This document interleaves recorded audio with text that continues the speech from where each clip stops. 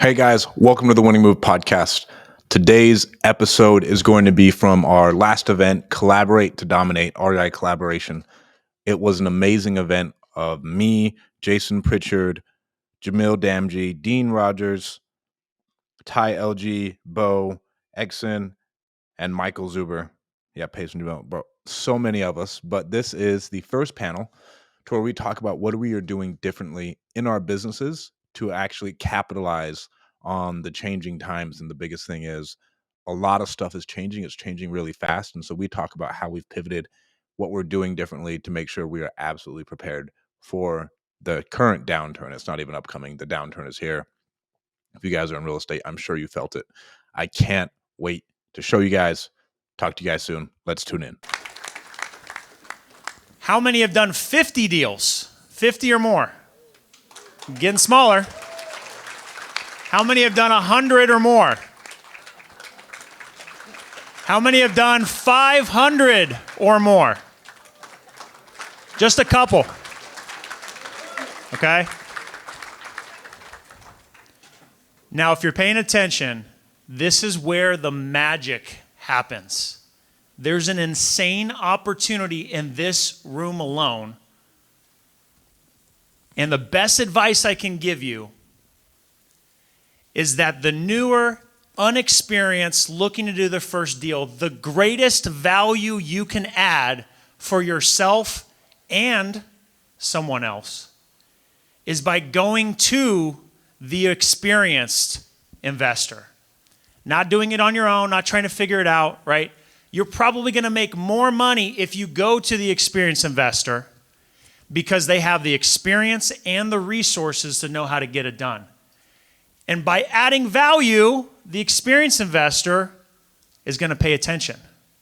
They see value being reciprocated, okay? And the experienced investor, the best thing you can do is to learn where and how you can add value to others, okay? That's the greatest opportunity that you just saw in this room right now is the gap of experience. And that's where value can be created and opportunities created. This is not the time to do this alone. This is a time to grow your relationships, deepen your relationships, and not sit on the sidelines. When I started the Visalia Real Estate Investing Meetup, it was with the vision in mind. I wanted to find how I could connect with more people, how I could add value to more people, which led to starting the Friends with Benefits program. If you've seen some of those shirts around, it's a fun branding around how if you have a qualified lead, we'll do all the work, or you have a deal under contract, we'll help maximize that deal for you and split the profit 50-50. That's a beautiful thing. You'll probably make more money doing that, and the relationship is now established, right? Those relationships are so powerful. That then led to recognizing that Stratton and Jason had meetups, right?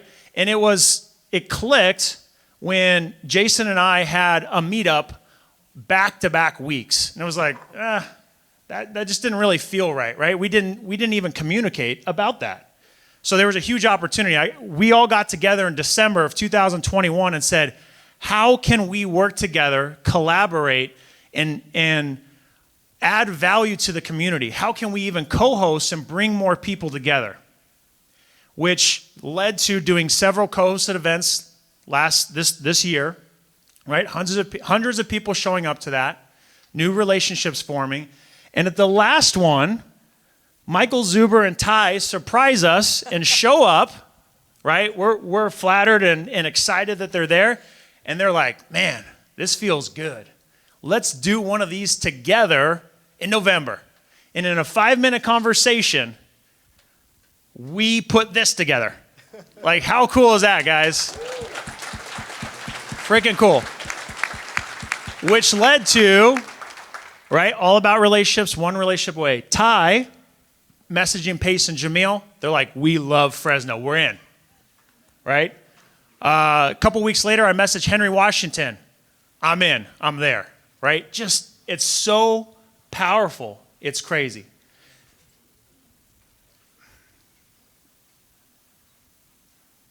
I'm telling you right now, this is the best time to be in real estate. The best time. And you don't want to do it alone. It's the best time because as Warren Buffett has said, when people are greedy, you should be fearful. And when people are fearful, you should be greedy. And right now, the times are changing. And if you're sitting on the sidelines, you're going to miss some of the biggest opportunities. I said the best time. I didn't say the easiest time.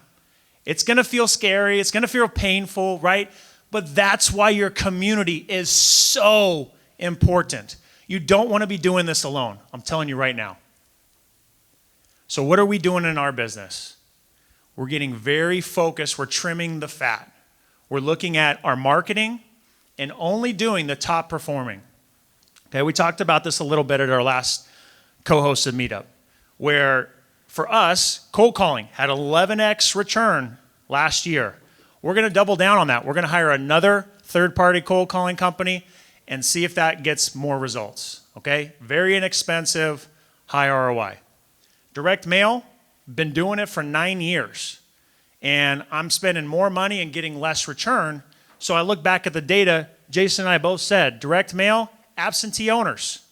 Who is going to sell when times get tough? Is it the owner-occupant who owns their home and has a 3%, 4% mortgage? No, they're going to hunker down and figure out a way to make it work. It's the absentee owner who has some equity who doesn't need that house. They're going to sell it. I'm going to keep mailing to them, okay? People who are going through probate, inheritance, I'm going to keep mailing them. Not every one of them wants to keep it, okay? That's who I'm sending direct mail to. When it comes to PPC, continues to be high-quality leads. I'm still doing PPC, love PPC. That's pay-per-click, Google Ads, all that kind of fun stuff. We're still doing TV, high-quality leads, great for branding. So that's what we're doing. The other things that we're pivoting to adjust to the market right now, our buyers, right, as we wholesale a lot of houses, our buyers are a little bit more conservative. So what are we doing? We're going to hire a disposition specialist. They're going to be spending all day adding new buyers to the list. And when we send out a deal, they're going to be calling each and every one of those buyers to get feedback. 6 months ago, I would hit send and my phone would melt in my hand and I would sell it in 2 minutes. Now I'm actually having to work to sell the deals. Maybe having to renegotiate with the sellers, right? As another interest rate hike goes up. So we're having to work a little bit harder. We're not sitting back saying, ooh, well, what do we do? No, you got to frickin' hunker in and get to work. We're also going to open up an internship program this is a brand new announcement, thought of it the other day with Angel on my team. We're going to open up an internship program where any of you're the first to hear it, can come into our office and we're going to get you into marketing, talking to sellers. We're going to go find deals, okay? So that's something exciting that we're going to open up. And I can tell you right now, collaboration, all of us right here deeply believe in collaboration to the extent that collectively we have all made millions of dollars by doing that, okay? It is that powerful. And when you finally have the light bulb go off and go full in, not on, oh, give me a deal, who has my next deal? No, who can I help? Who can I add value to? That's when the deals come back. That's when you create the law of attraction and you will be blessed for it. So I can't wait to connect with more of you guys and let's go frickin' win together. Thank you. Yeah.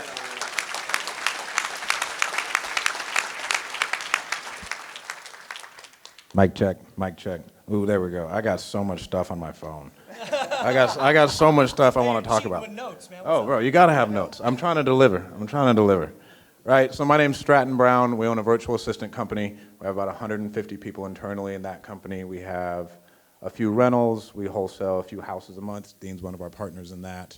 We have 22,000 square feet of self-storage locked up right now. It's all creative. That's creative finance at a 1% interest rate with a 10-year balloon in an opportunity zone. So that one's pretty cool. If you guys are interested in investing, I'd love to talk to you. So I'm going to cover these 4 things. And the first one that because I was thinking what Jason last night, I was like, bro, you need to give tactical information. At our last meetup, they're like, why do you want to make money? I was like, I want to be filthy rich, right? And that was the only thing I said. All right.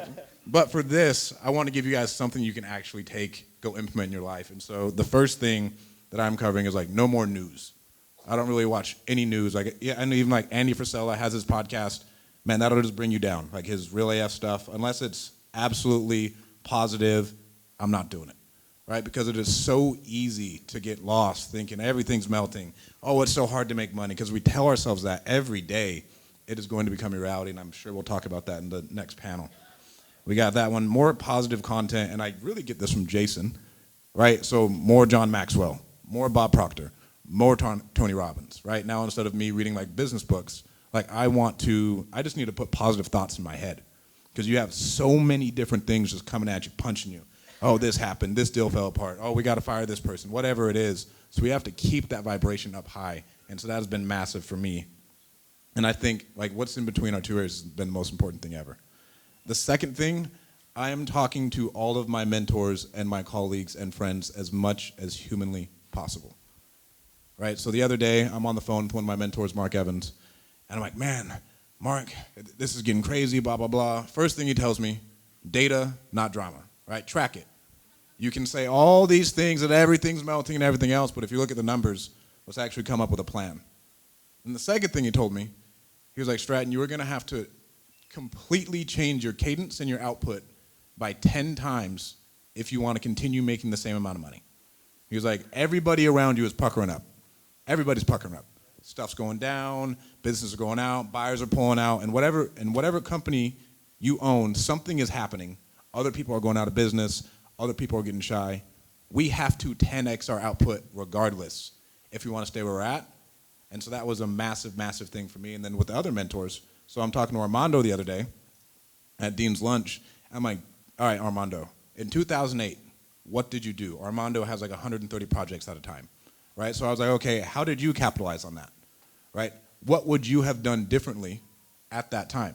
What did you learn? Like, so I want to go reach out to those people. I was talking to Tim Heritage the other day, where Tim was like, man, I almost went bankrupt, and he'll talk about the market update. I was like, Tim, how'd you handle it? Like, what was going on mentally? How did you get through it? Because like these times will get tough. Like they're going to get tough for some people, right? And it's okay. We're going to capitalize it and come out stronger. But I'm talking to those people, like learning from them. Then I'm talking to all my colleagues, right? This morning on the Peloton, I was on the phone with one of my friends, Scott. He owns a similar company to our VA company. I was on the phone with him for 40 minutes, talking to him like, hey, bro, what's going on in your business? What are you seeing? What are your clients doing? Okay, what are you doing to pivot? What are you doing to make yourself more profitable? All right, let's back and forth some ideas so we can help each other. And he's probably my largest competitor, right? But I'm actively talking to all of these people and taking in as much information as I can. And then as I'm doing that, I'm seeing where I can bring value, right? Okay, so what can I help you with, bro? What are you struggling with? All right, you got that? All right, well, I can help you make money this way. Oh, hey, guess what? My friend just started a fund. He can fund your deals. I can connect you that way. Right? I'm just trying to bring as much value because these relationships legitimately are going to help you get through this. Right? I'm in all these masterminds because being an entrepreneur is lonely, and you need to have friends and people who support you. Right? People you can call during like, oh man, this should happen. Oh my God, we got to fire our COO. You can't talk to your wife about that. Right? You can't talk to your parents about that. Like you got to talk to someone who actually knows how to get through it. Right? So I'm talking to my mentors, my colleagues. I'm calling all of our clients and call magicians. Hey man, what are you seeing in the market? And like 4 months ago, people were getting hit. Like one of my friends out in Spokane, he was like, bro, we can't move shit, right? And so we started preparing for it. Like, all right, we got to start cutting costs. The third thing, 100% wartime CEO, right? You got to be, Frank Sludman, for those of you guys who know him, he's the CEO of Snowflake, one of the most valuable companies in the world. And they call him a wartime CEO. And the wartime CEO is someone who comes in when times are hard, right? Like, we're going to fucking war. Like, this is going to be crazy. Like, money's not just flying off the shelves anymore. Dean's phone stopped melting with the buyers, right? So we got to bring in someone who actually knows what they're doing. We're going to execute. We're following the plan, and we're moving forward. So with that wartime CEO stuff, I mean, if you guys own a company, or even if you have VAs, you still own a company, we got to lead from the front, right? Like, we got to talk to our people every day. Like, get on those meetings. Set that cadence. You got to reset the tone. Because the same shit that we were doing a year ago, I'm sorry, it's just not going to work, right? So we're resetting that tone, wartime CEO, everything. Hey, we got to out-execute. We got to out-execute. We got to out-execute. Like, that is the number one thing I'm talking about.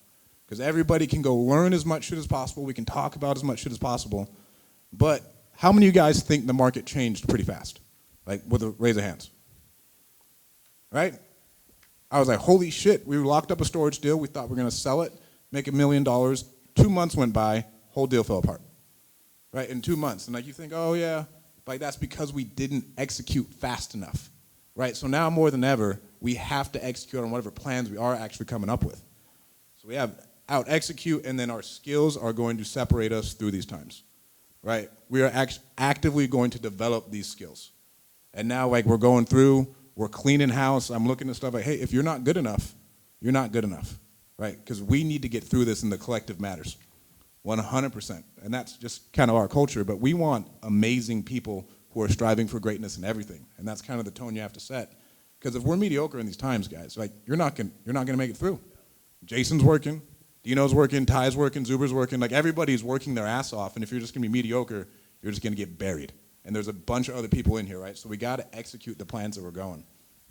The other thing, slimming down, and when I say slimming down, we went through actively looking at P&Ls in all of our companies, like, okay, what needs to cut, right? And what's bloated, this and that, to where, like, when money's like flowing in, right, you're like, oh no, like we're doing things for growth, right? But we still need to survive, and it's a little bit different at times, right? Like you can't just throw everything at the wall because we still need to have a little bit of money because like, let's say 2 months the deal doesn't close. I've had that. We want to have some type of cash reserves, right? Because we need to keep marketing. When I say like you're gonna go through and you're gonna cut, like, okay, yeah, we're gonna go through, cut, but we cannot stop the marketing, and I think that's the number one thing I see with new people, they stop. You cannot ever stop marketing. If you're if you're just getting in, you hire on a cold call, you're like, hey, you know what, I can't afford it anymore, your ass needs to get on the phone, or you need to text people, you need to do something. Because as soon as we stop marketing, the business is dead. Marketing is the key to, we're a sales and marketing business, honestly. Like I'm marketing for better deals, is what I'm doing. So we always need to keep marketing. And then I had one more thing. Let's see what we got here. Oh, a man cannot lead a team until he can lead himself. Amen. Right? And so with that, if I cannot lead myself, how am I supposed to expect all these people to follow me? How am I supposed to be like, hey, you got to get on your shit. Hey, no more mediocre. Right? We can't do that anymore. And then they look at me, I'm fat. Oh, I'm not showing up at meetings on time. I'm doing this, I'm doing that. But that's why I started 75 Hard. I was like, bro, you need to get back in a better cadence. Like your cadence is slow. We need to get back into that rhythm, bring more momentum, do all that other stuff so we can lead the team. Like we got to get out in front of that team. And if they see what I'm doing, they follow suit. Because us as the CEO of all your companies, everybody's looking at you. They're not looking at anybody else. They're coming to you. So we have to be able to lead ourselves in those times. Anything else, man? Ooh. Right, gold. Oh, real estate. And then real estate, we replaced like different partners, like our nationwide partner, we replaced them because they weren't good enough. So like you guys really got to evaluate like what we're doing. Like how Dean said, he was like direct mail, not working anymore. Again, he didn't stop the marketing, but he actually like, okay, that doesn't work. Put that there. We need to do that. The pivots, and then pitching a lot more owner finance. And then overall for marketing, leaning into brand significantly more, because if you see, we have like 6 camera guys here. That's how I'm getting a lot of my creative deal flow is from my Instagram. I have people sending me deals all day and we're evaluating them. And so that's another thing I'm gonna do that's absolutely free that all of you guys should be doing, posting, hey, I buy houses. Someone, most of you, even if you have 100 followers, someone knows someone who has a house they want to sell. And so we need to be actively posting, actively in front of as many people as possible, because what I always say, like, I'm competing with Alex Hormozy, Ryan Pineda, and Budweiser. With my, that is legitimately, I'm competing for all the attention in the world, because I want all the deal flow, I want to command everything, and I'll wrap this up. Just as a perfect example, half of you guys are here from Sub 2 because Pace is an amazing marketer. Right? So remember that, like, we want to stay in front of as many people as possible. Thank you guys for listening to me.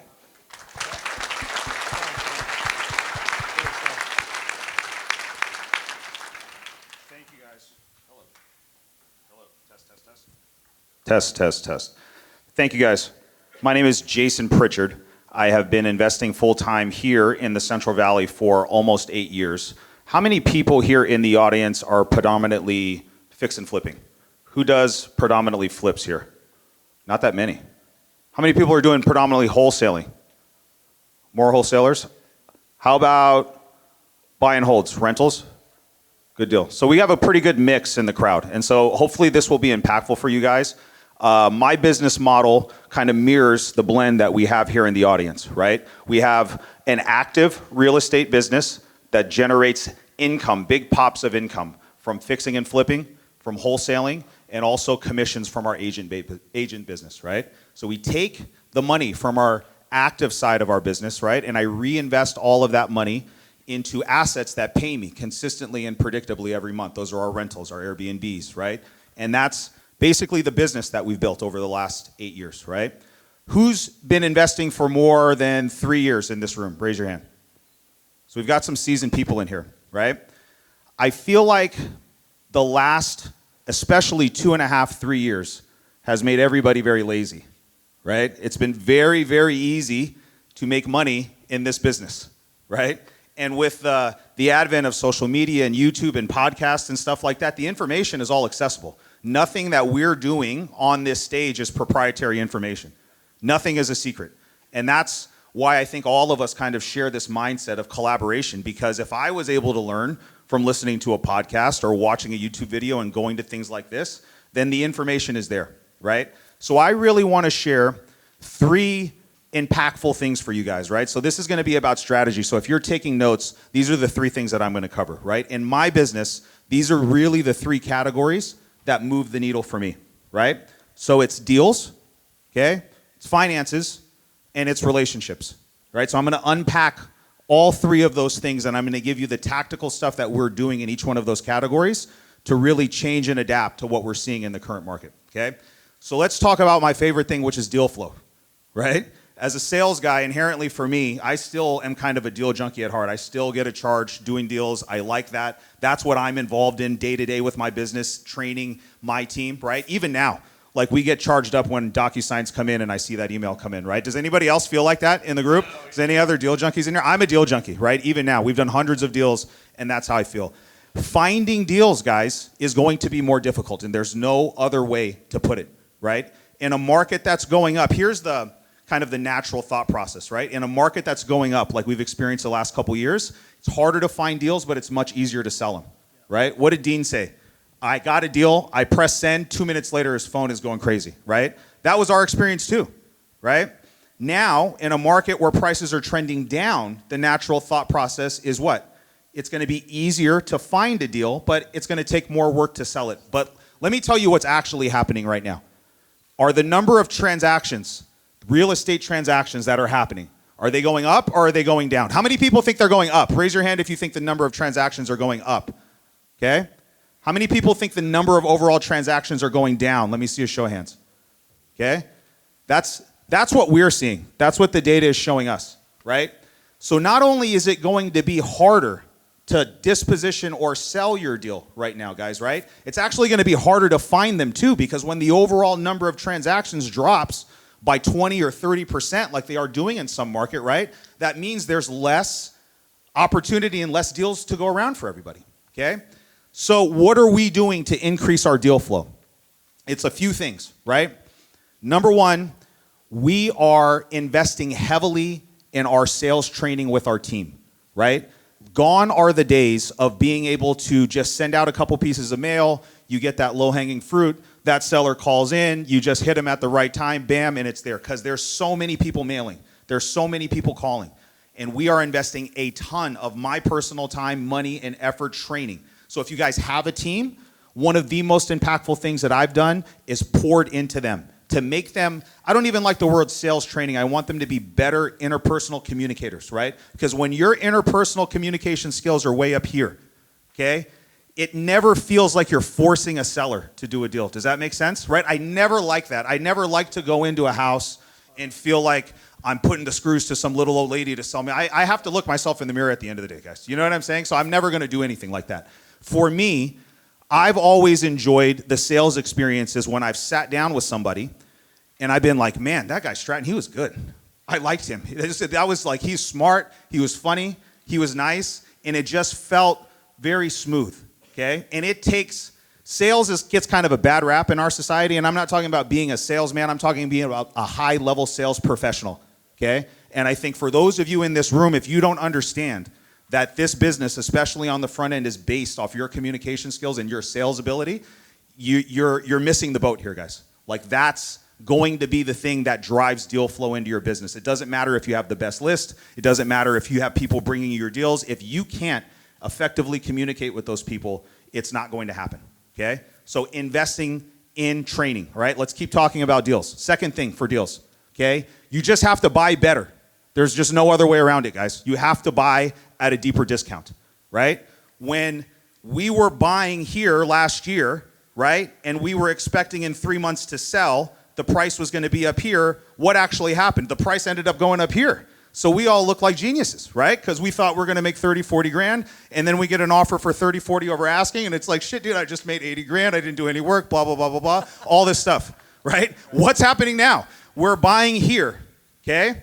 And we're chasing a target that's trending down, and we don't know how fast or how far that target is going, right? So you can't buy here anymore, guys. You have to buy down here. You have to buy down here, because if you end up buying wrong, you're either going to lose money or you're just going to break even. And if you do that too much, you're going to be out of business very quickly, right? So those two things really go hand in hand, the training and the buying deeper. Because the only way that you guys are going to buy at a deeper discount is not by being order takers over the phone, right? It's not going down your script and just saying, what's the age of the roof? How many windows does it have? How old is the AC? Just bang, bang, bang, bang, bang. You have to uncover motivation, right? Here are the 4 pillars that we consider a qualified lead. It's motivation, price, time frame, and condition. In that order of importance, right? Motivation is number 1. I care less about the condition of the house and more about why does the seller want to sell. And if you can get good, guys, at getting a seller over the phone or in person in your very first interaction with them to bring their walls down and get them to tell you what's really going on, you're going to be able to buy at a deeper discount, okay? We're adjusting our numbers, right? So here's some tactical stuff, right? Before we used to go off of sold comps, right? What's sold the last 3 to 6 months? It was pretty easy to calculate our ARV. That's out the window. Do not use comps from 6 months ago, guys, when you're calculating your numbers. You cannot do that, right? We're tossing out comps that are over 90 days old, and if they're even that old, we're adjusting down to at least 10%, guys. So that means if we have solid comps right now that say the house is worth 300 grand, we're penciling the deal at 270 sales price. If we get 285 or 290 or 300, then that's great. But you can't base your purchase off of comps that are old. You also need to be looking right now very closely at actives and pendings, right? You have to look at what your competition is doing. Actives are important, number 1, because we need to see what type of competition we're going up against. Does that make sense? Right? We want to be the best looking house at the best price. So if there's 6 other houses right there in that neighborhood, right, we've got to look at every one of those houses and see, how did that rehab come out? Did they do the yard, right? Did they use the nice little fixtures, or is it just the cheap shit that you buy from Home Depot, right? Like, is it this or it's that or it's whatever, okay? And you need to be paying very close attention to what your competition is doing on your pendings. You need to call those listing agents and get some feedback on what's going on. How long did it take you to get that offer? Is that offer over asking? Are there concessions that you're making? You need data, guys, right? So pay attention to that. If anybody here in the room needs help running numbers, I have a calculator that my team uses now to underwrite deals. You can feel free to reach out to me, and I'll send it to you guys if you guys want it, okay? We'll put it somewhere, but if you guys need it, right? This is the deal calculator that we use whenever a lead comes into our system to underwrite our deals. We pop it in there. My leads manager and my acquisitions manager use this calculator in our business every day. We've tweaked it and reset it to account for longer holding times, for larger rehab budgets, all the things that you guys need in order to buy better, okay? So reach out to me if you guys need that. The second thing, and I'm gonna go quick here, okay? Finances. You need to build a moat around your business right now. Financially, okay? So everybody's kind of said, we're trimming the fat. We're looking at things that are not giving us the ROI that we need. And we're looking at not just trimming the fat, but how do we take that money and redeploy it into something that's giving us a bigger ROI? Does that make sense? It's not the time to take your foot off the gas right now, guys. It's the time right now to get very focused on what's working and what's not working. And whatever isn't working, you need to pull the plug on that, and you need to take that money and invest it into something that is working, okay?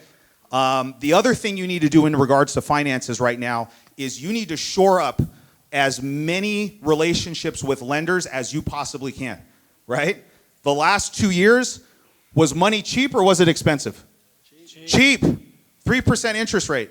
Everybody and their mom is a private money lender. I could post one story on my social media and say, hey, I've got $800,000 worth of deals to fund, and I would literally get people that I've never met in my life wire $300,000 to title just based off it was crazy. It's crazy. Guess what, guys? Everybody is scared right now. Everybody is seeing this narrative that's being pushed in the news and on social media, and they're seeing stock markets down, real estate's down, interest rates up, so people are starting to pull back. And the people that are really going to be able to take advantage of what opportunities are coming next, because there's a lot of opportunities, are the one that have access to capital. So if you've got lines of credit, if you have cash, if you've got relationships with lenders, you should be calling those banks. You should be calling those private lenders. You should be saying, hey guys, we're not turning the gas off here. If I find a deal, are you ready to fund it? Yes. Okay, good. And then you got to go find a deal, because if they have money ready to deploy, and you don't bring them something, then they're going to send it to Dean, or they're going to send it to Stratton or somebody else. Okay? Last thing, relationships. This is the biggest X factor for most of you guys in this business right now, right? Everybody focuses on the deals, everybody focuses on the money, everybody does that. Listen, the X factor for me and everybody else on this stage is the relationships. The relationships are the cheat code for you guys in this business. If you can make the right relationships, right, those are the things that take you from here to here very, very quick. So how do you develop relationships? You do stuff like this, right? We were chatting before this event. We used to do a meetup event down the street at Bitwise. There was 10 people would show up in a room to hear us talk, guys. Do you know what I'm saying? And so this is the testament of like 5-6 years of really hard, consistent work to get this community. The reason why we do this is because all of us at one point were the guys standing in the back of the room. When there were 7-8 people, we were too scared to talk to anybody. We were too scared to reach out. I couldn't call up the biggest flipper in town and be like, hey, Mike Osborne, can you sit down with me and show me your entire business model? You know what I'm saying? That didn't exist 8 years ago when I got in business, right? So we work really hard to get all of you guys here so you have access to that. So it's those relationships. And the last thing that I'll say is you need to be going all in on social media. This is the most powerful tool, I think, at your disposal. And guess what? It's free, guys, right? And most people you guys that are hesitant to take advantage of this are doing this because you care too much about what other people think about you, right?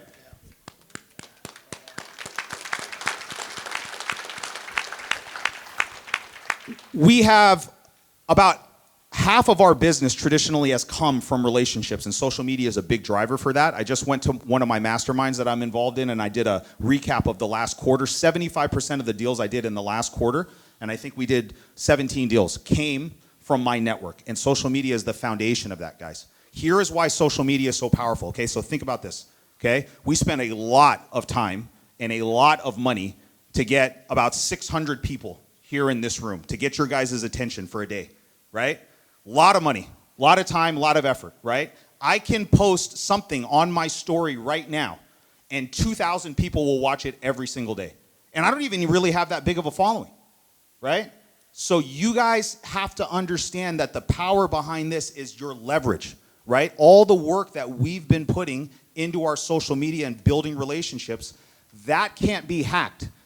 A new person, brand new in this business, can't make up the last 5 or 6 years that we've been in here doing all of this stuff, right? So now is the time to start and stick with it and stay consistent, guys. It is going to be harder, and that's just it. I'd be lying to you if I told you anything different. So I'm the kind of person, we're the kind of people that when things get hard, we lean into it. So I'm excited for right now because I know that there's going to be people that are just going to hesitate and they're going to take a step back, but I know that we're not, and I hope that you guys don't do that either. It's time to really dig in. It's time to get serious about your fundamentals. If we can help you with that, please let us know. Fire. Absolute fire. Give it up for Dean, Strat, and Jason. Is that fire or what?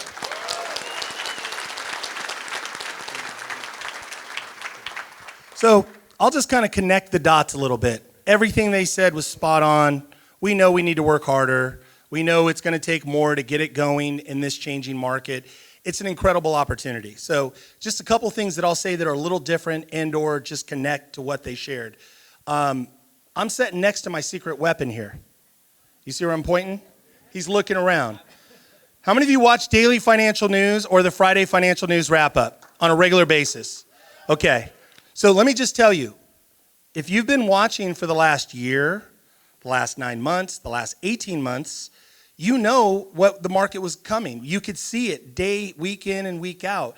So there was no surprise for a lot of people I know, our friends, people that are involved with Michael, people that are involved with Evo and our community, people involved that really plug in. I would say that it's free. It's on YouTube. It's fast. It's literally a daily show, 10, 15 minutes, maybe, daily news. He's talking about CPI, PPI. He's talking about what's going on with the Fed chairman, what's going on with terminal rate, what's going on with 30-year mortgages, what's going on with the 10-year treasury. By the way, when we started this, I had no idea. Like, I kind of had an idea, but I had no idea what he's talking about. And even still, I ask him, hey, break it down. What are you talking about? What does that mean to the consumer?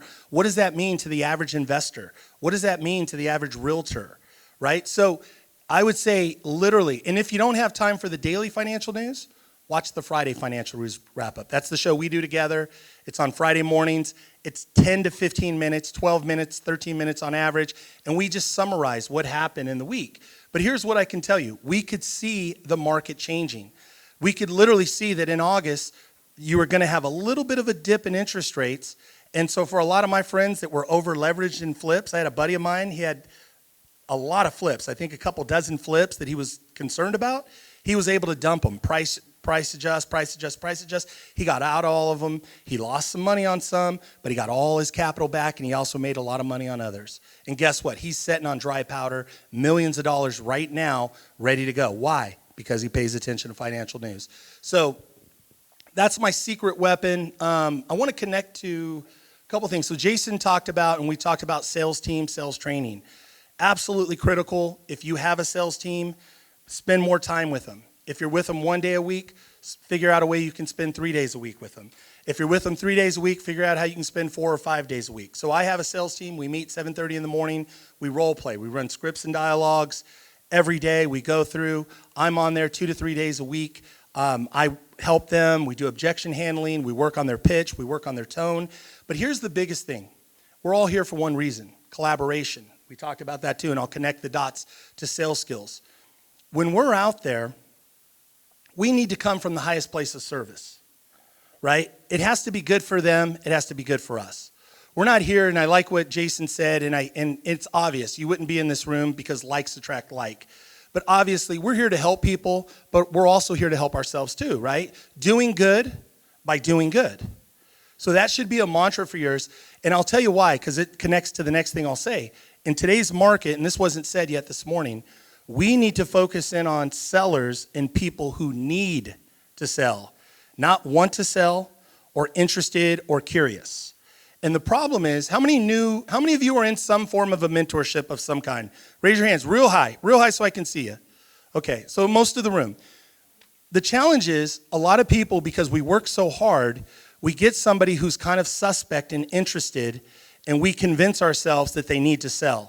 And then we start really pushing and trying to push things when we really haven't taken the time to qualify and to really figure out, does this person need to sell? Do they want to sell? Or are they just curious? So bottom line, here's who's going to make a lot of money. Here's who's going to create a lot of wealth in this next 2 or 3 years. Problem solvers. The only way you can put together creative deals, sub-2, seller financing, distressed deals, discounted, in almost all cases is when you're showing up as a solution to a problem. And ideally, you're showing up as multiple solutions to multiple problems, compounded problems. That's where you get paid the big bucks. And so even for somebody that may seem like they don't have a lot of distress, but if they have a timeline condition, meaning, hey, I've got to sell this house in the next 2 weeks because if I don't, I lose my deposit and I miss out on my house in Texas. And I want to be with my grandkids, right? Sound familiar, Tim? So we're just talking about that. So we need to show up as a solution for people. Just also to the whole idea of collaboration and squad up, I want to say this is a beautiful audience. And I mean beautiful in that every one of you in the back, I see you guys talking to each other, shaking hands, encouraging each other. These are the like-minded people. All of my best friends in the world came from people I've met over the last 30 years in rooms like this. The people I value, the people I'm going to spend Thanksgiving with. I'll go see my family too, right? I'll hang out with my family also, and I love them and enjoy them too. But I'm saying, like, you know, my brothers,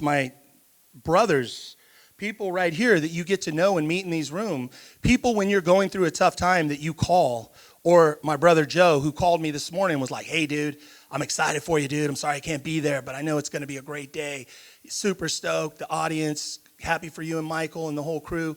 Like, people that are going to encourage you and support you, right? Where you have that kind of relationship with. Those are the people that you want to spend time with. Those are the people you want to pour into. And I'll say that there's different levels to it, right? So, like, I have friends that are my conference friends, that guys from the East Coast and all over the country, and that's a brotherhood, or, you know, a family, if you will, brothers and sisters. Then we also have maybe like guys that are regional. We get together maybe once a quarter, or we hang out every other month, something like that. And then even now, like locally, that's what I love about Fresno.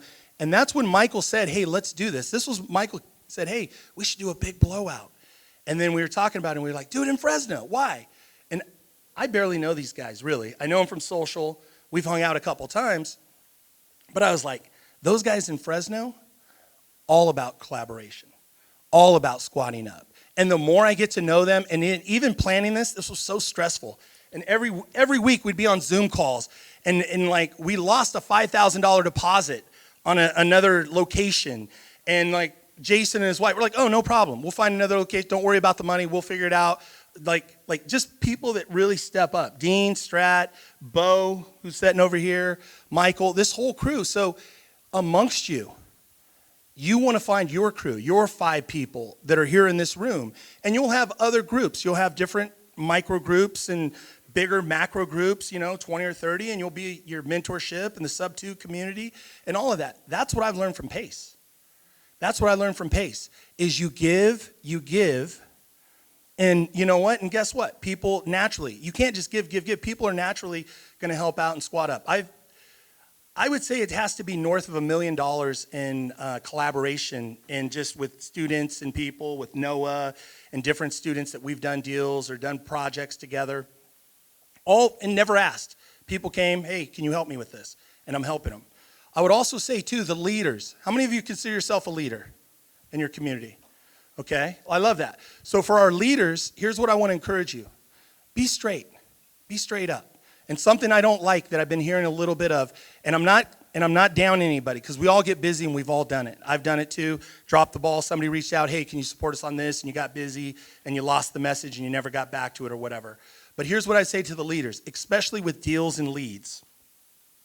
When a student or a collaborator or somebody comes to you and says, hey, can you help me with this deal?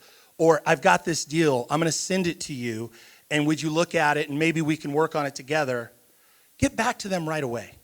And especially if you can disqualify the deal quickly, disqualify the deal. Because here's why.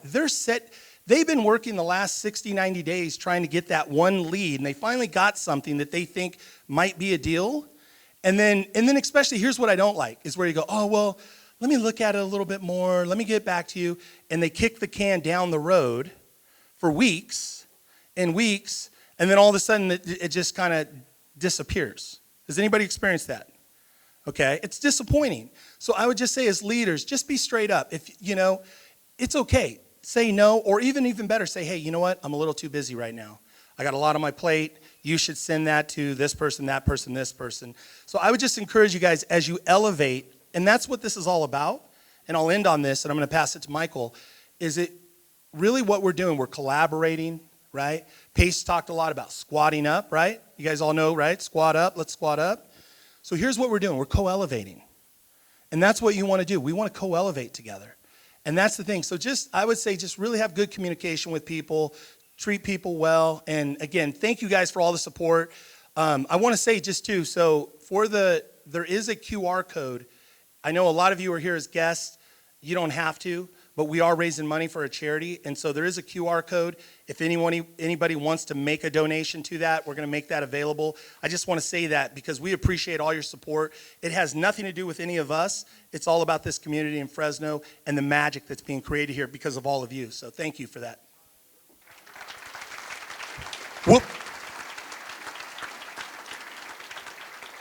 We'll figure out if we can get the QR code on the screens, maybe after lunch or sometime this afternoon. I know it's in the back of the room on the back of that door, but I want to make sure that everybody has an opportunity. You know, it's the week of Thanksgiving. It's a week of gratitude. You know, if just even $5, $10, $100, we know some of you ballers out there had a really good year, so you could do a little more. So, Michael? Wow. Following those guys is quite the challenge. So what I'm going to do is change it up. We just heard about 4 big businesses. So I want to talk to the people that are one rental at a time fans, right? We have full-time jobs. We're raising a family, 60 hours a week. We don't have a real estate business. So I want to talk to that person. So there's a couple of things that we can take from these 4 conversations. We have to think different. So there's a couple of things that I think are important. How many people in this room have seen at least one crash video in the last 90 days? You're lying. Was that a third of the room? Oh, I know, because you guys didn't see one. You saw 100 crash videos. That's what it was. Yeah. So crash, crash, crash, at least, right? So again, I admit all the time I'm broken. So what do I mean by I'm broken? I love all these crash bros. So if you actually follow me on Twitter, I actually put out a tweet last night while watching the Warriors kick the ass of the New York Knicks. Yeah, just saying. Somebody I gave my tickets to last year over there likes the Knicks, so you owe me some money. I'm just kidding. I like it when we win, but on the road we're probably going to lose. So yeah. But anyways, this is why I like the Crash Bros. Every time I see a crash video, which I don't watch, but I see them on my feed, I tell myself this, and you are allowed to take this and make it your own. I say the following statement, sometimes out loud, but always to myself. There goes 2% of my competition. There goes 2% of my competition. So there was a video or an article posted about a week ago from Yahoo Finance. Yahoo Finance went out and interviewed home buyers. And if you don't know, buying a home today is pretty tough, right? Rates went up, payments, all of that. So they put out an article that said 16% of home buyers think it is a good time to buy a home. It is a record low. This survey's been going on over 20 years. So again, I'm broken. I immediately turn that around and say, there goes 84% of my competition. What have we of, one rental at a time fans been bitching about for 2 years? These guys have been taking all our deals because they got all the freaking cash in the world and non-QM lenders and private lenders. We can't even get a deal out of the MLS, right? There goes 84% of my competition. If you are a one real at a time fan, what do I tell you every day? Do the work. So let's break down for those that don't know what the work is. What is number 1? Say the word. Buy box. Nobody said it. Shame on you. Oh, did somebody say it? Thank you. One person said it. Buy box. Yeah, they need to learn the commandments. Rule number 1 is focus. Most investors, it's like focus is a dirty word. So I want to be very, very clear on what a buy box is. This was my buy box from 22 years ago. 93703. 3 or 4 bedroom houses. 2-car garage, 2 bathrooms. Between 1,250 and 1,750 square feet. I don't have MLS access. I don't do mailers. I don't pay cold callers. I looked at Realtor.com or Zillow or Redfin. For 3 years, that was the only search I had. How fast do you think I understood that market better than 99-point-some% of folks? 90 days, 6 months? At that time, I no longer can say this out loud because I spent the night last weekend. I'd only spent one night in 22 years in Fresno, California. I drove in this morning as an example. Yeah, because I was hosting a dinner yesterday. I just couldn't make it back and forth. So again, you can do this, but you must focus. Most of you that I talk to and have casual conversations, you will tell me something like the following. And I'll just use Fresno as an example. Michael, thank you for what you do. It's amazing. I love it. I'm going to invest in Fresno or South Bend or Vegas or Dallas. And of course, we're meeting for the first time, so I smile and shake my head. But you know what I'm thinking? Too big. Too big.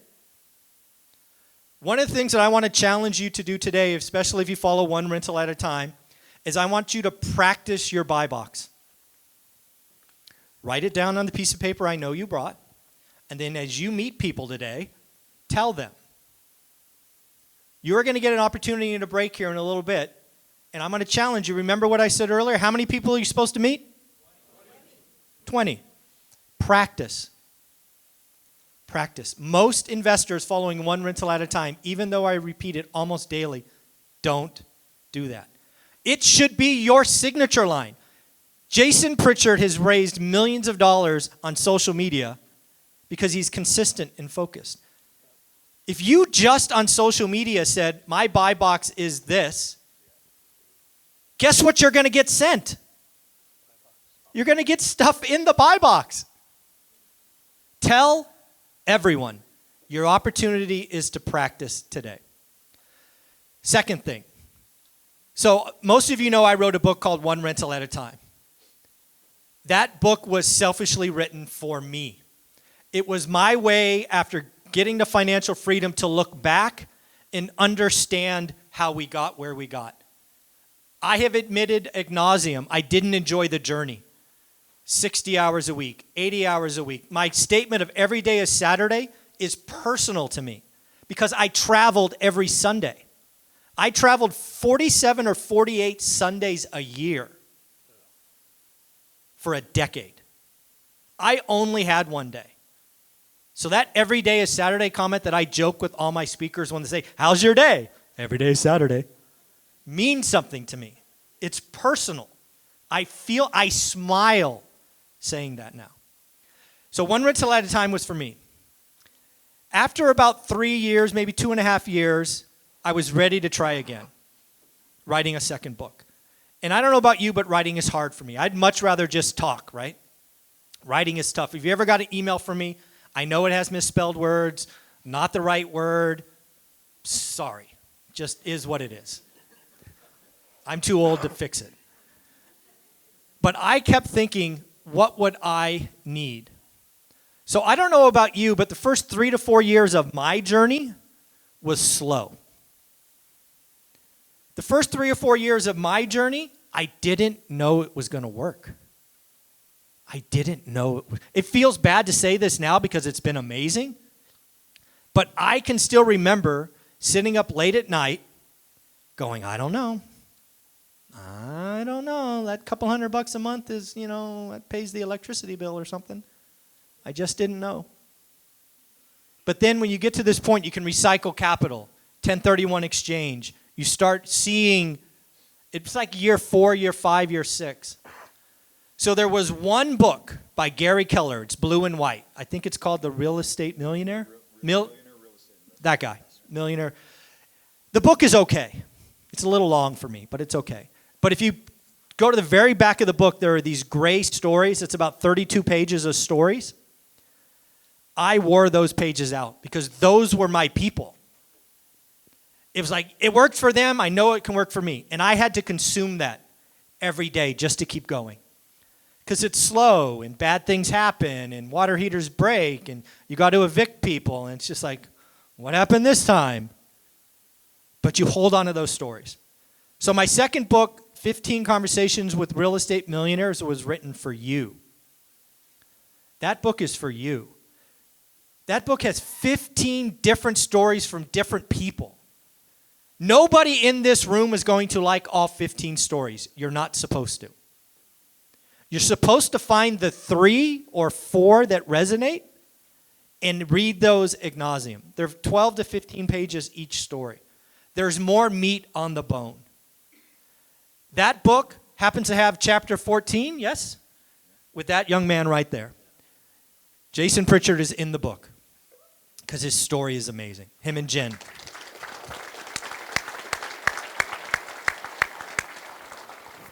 So lastly, as somebody who's been doing this 22 years, one rental at a time, I want everybody here to understand our time is coming.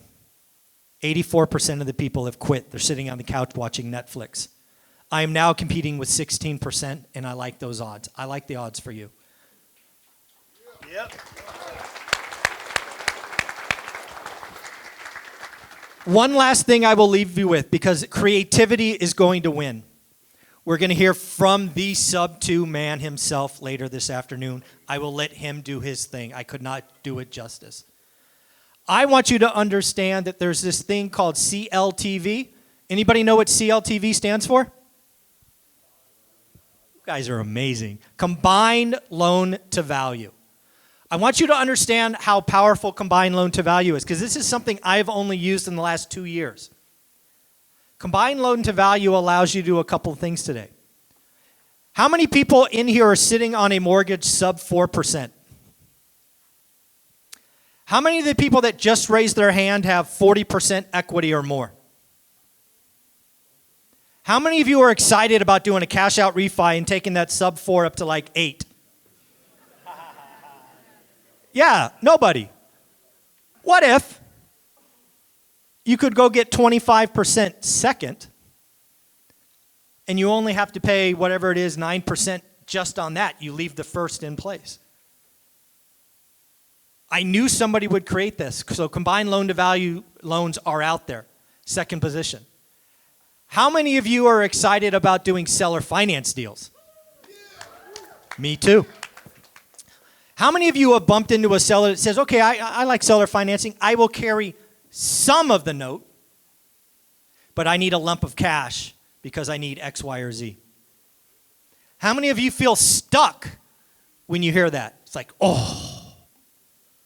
What if you could get a loan, a first, from a non-QM lender or lender in the house, and then get the seller to take out a 30 or 40% second? How many of you understand today most loans you need to put 25% down as an investor? What if you could do a 90% CLTV loan and only have to put 10% down, and your blended interest rate is below 6 or maybe below 5 if you do it right? This is the time to get creative. We as investors have more tools than we know, and that's part of my job, is to keep communicating, keep bringing on more and more people, because I'm trying to put tools in your tool belt. It is your job to ask questions. It is your job to do the math, and it is your job to strike and understand the opportunity ahead of us. So I look forward to meeting all of you and having a lot of fun. This has been amazing. Hell, can you guys hear me?